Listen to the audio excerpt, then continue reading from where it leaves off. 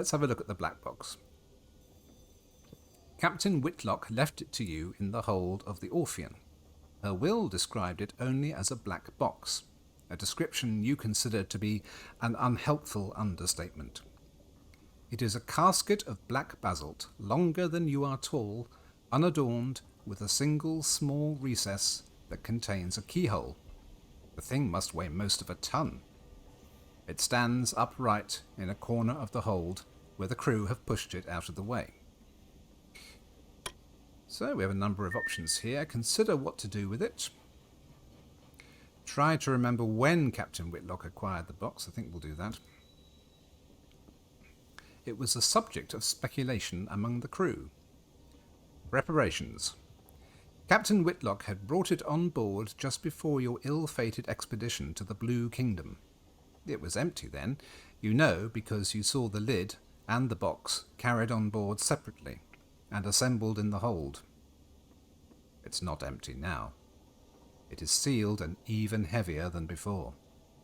But you left for the Blue Kingdom shortly after the box was delivered and made no stops on the way.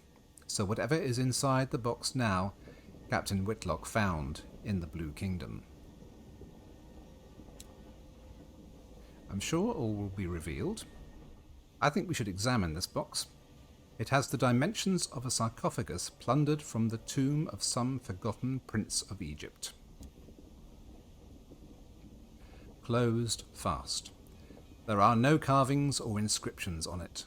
The join where the lid meets the body is too thin to admit even a knife blade.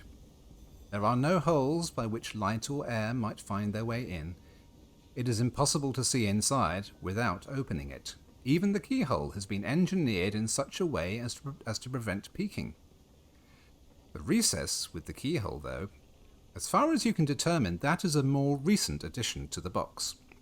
The stone has been drilled and chiselled away to create space for a modern metal lock.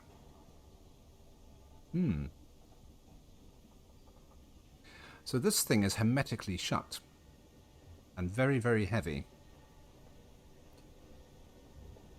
And I did promise to take it somewhere. I don't remember where. I'm not going to sell it now. Oh, consult with an academic. That's interesting. Oh, there's lots of detonate with an explosion. I don't think that'll end well. Could we pick? Yeah, we have a reasonable chance of picking the lock. Let me have a look at this option. Consider what to do with it. Decisions. The last request of Captain Amelia Whitlock was for the box to be transported to a specific address in London. Alternatively, you could perhaps find someone willing to purchase it as a curiosity, and if you knew what was inside, you might be able to command a higher price.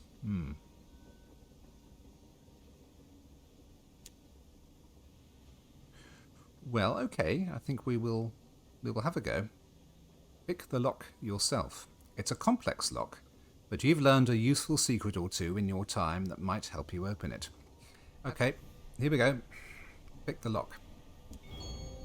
Success! Okay. Amelia's secret. After an hour of delicate work, the lock yields.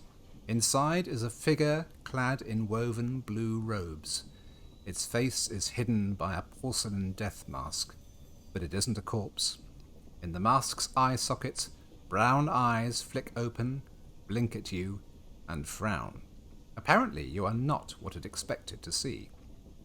This is one of the shades of the dead which dwell in the Blue Kingdom, and are strictly prohibited from leaving it.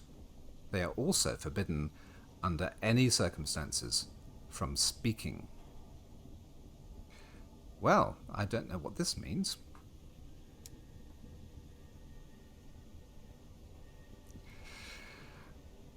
So, there are lots of things we can ask the Shade.